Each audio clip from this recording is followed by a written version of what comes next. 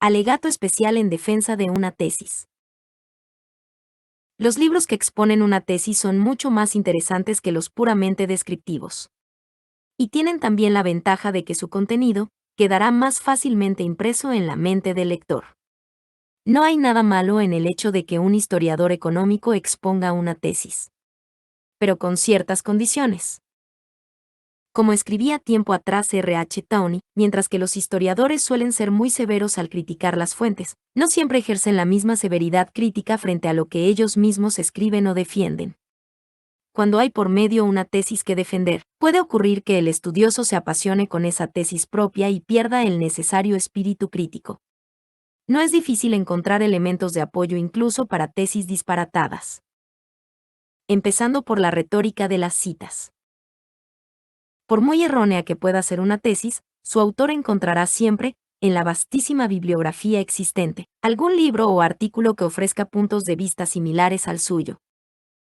La cita de textos de segunda y tercera mano, que no tienen el menor valor de prueba efectiva, es la marca de fábrica de este tipo de camuflajes. En el terreno concreto de la historia económica, hay otros dos procedimientos que se utilizan frecuentemente para dar una apariencia de objetividad científica a tesis más o menos disparatadas. Un error en el que suelen incurrir con frecuencia, sobre todo los historiadores económicos de las épocas antigua y medieval, consiste en utilizar documentación que se refiere al corto plazo, atribuyéndole un valor de largo plazo. Me explico. Si un historiador está interesado en proponer la tesis de que un siglo determinado fue un siglo de crisis, de depresión, y cosas por el estilo, no tendrá en general dificultad para localizar documentos que se refieran a fenómenos de estancamiento de los negocios, desempleo, aumento del número de pobres, escasez de dinero, etc. La mayoría de las veces, sin embargo, esos testimonios se refieren a coyunturas concretas de una duración limitada a varios años, y su utilización para demostrar procesos de largo plazo es absolutamente inadecuada. No creo exagerar si digo que la mayoría de las generalizaciones sobre tendencias a largo plazo para las épocas clásica y medieval se basan en la utilización inadecuada de una documentación válida solo para el corto plazo. Una forma aún más peligrosa de camuflaje viene dada por el aparato estadístico. Las obras de historia económica suelen contener numerosos cuadros estadísticos. Y ya se sabe que las cifras dan impresión de objetividad y carácter científico, lo cual no siempre es verdad. Hace años apareció un libro de título significativo, How to Lie with Statistics, ¿Cómo mentir con las estadísticas? Se trata de una obra muy superficial, pero el título es acertado. Las cifras son fáciles de manipular y las estadísticas pueden adaptarse a las tesis más extravagantes, induciendo a engaño al lector no suficientemente cauto o preparado. Admitamos que en la medición histórica es frecuentemente difícil conseguir un grado elevado de precisión. Pero una cosa es admitir un margen razonable de error, y otra muy distinta, producir o utilizar estadísticas falseadas. Incluso cuando no existe manipulación intencionada, puede que la debilidad intrínseca de una tesis se oculte bajo una cortina de precisión engañosa.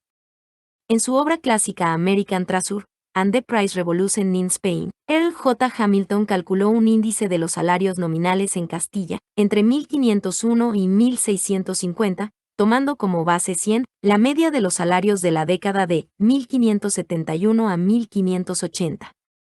El índice calculado para el año 1501 resulta igual a 37,51. Los dos decimales dan la impresión de un alto grado de exactitud y fiabilidad. Pero si se miran las cosas más detenidamente, se descubre que el índice de los salarios nominales para 1501, en todo el reino de Castilla, se basa en solo 3 salarios, uno de los cuales es el de un sacristán, otro es el de una nodriza y el tercero el de un tejedor. En este caso concreto, el autor pone honestamente sus cartas boca arriba en un apéndice en el que el lector detallista y meticuloso puede realizar sus propias comprobaciones y darse cuenta de lo que hay efectivamente detrás de aquel índice de 37,51. Pero no siempre prevalecen la claridad y la transparencia. También puede ocurrir que incluso cuando una fuente estadística está reconocida como no fiable, sus defectos sean disimulados retóricamente, como consecuencia de la necesidad que siente el historiador de utilizar cifras para defender su tesis. Valga el siguiente ejemplo. Las estadísticas agrícolas francesas de 1840 constituyen una de las más ricas recopilaciones de datos del siglo XIX. Sin embargo, ya en sus tiempos se pusieron en duda las cifras de esa obra. Después, Bertrand Gill descubrió documentos que justificaban estas sospechas. Sebastián Charlety, que no necesitaba hacer uso de aquella estadística, escribió en su La Monarchie de Juillet que se puede utilizar la estadística con precaución cuando en ella aparecen indicadas las fuentes y especificados los métodos de recogida y elaboración, mientras que es prudente no usarlas en absoluto cuando no figuran esas informaciones. A. Armangaud, que tenía necesidad de citar algún dato de aquellas en su libro, Les Populations de L.S. d'Aquitaine, reconocía que la estadística presentaba imperfecciones, pero añadía que, aunque se presta a críticas de detalle, cabe utilizarla a pesar de todo para trazar las grandes líneas del sistema agrícola. Michel Morineau, a quien las cifras de la estadística le iban al pelo para demostrar una tesis suya sobre el tema, y A.T.I. une Evolution agricole en France aux Beirisiek, admitía que la estadística no está probablemente exenta de críticas, pero inmediatamente después se lanzó a usarla sin restricciones para apoyar su tesis. Una vez un estudioso produce estadísticas falseadas, no existe ya límite alguno para el uso y abuso que de esas estadísticas puedan hacer otros investigadores, si les vienen bien para la demostración de una determinada tesis. La desnuda pobreza de los datos puede ser púdicamente disimulada mediante la retórica de las citas, haciendo referencia a la obra de la que han sido extraídos, sin el menor comentario sobre la fiabilidad de tal obra. Así, R. Kuczynski, en 1936, estimó en 15 millones el número de esclavos negros trasladados forzosamente a América desde África. Kuczynski extrajo el dato de una obra de Dubois de 1911, quien a su vez lo había copiado, de un trabajo sin pretensión científica alguna de E. Dunbar en 1861. De hecho, nadie sabe cuántas personas fueron trasladadas por la fuerza de África a América. Así también se han hecho circular estimaciones cuantitativas sobre el stock de plata en la Antigüedad y en la Edad Media hechas por G.C. Parson en 1972, que son fundamentalmente producto de la fantasía. Lo más importante que hay que precisar a este respecto es que, habitualmente, los enmascaramientos de datos que hemos venido citando no suelen hacerse de mala fe. Estoy convencidísimo de que en la casi totalidad de los casos se han hecho con la mejor de las voluntades. Lo cierto es que el estudioso, si no realiza un esfuerzo constante de severa autocrítica, al enamorarse de su tesis puede engañarse fácilmente a sí mismo y después engañar a los demás. Una de las formas de este vicio de la tesis es la reconstrucción histórica condicionada por una ideología. Probablemente es cierto que, así como detrás de toda reconstrucción histórica hay siempre una teoría, aunque sea inconsciente e informe, hay igualmente la ideología del historiador, ya sea religiosa, política, económica o social.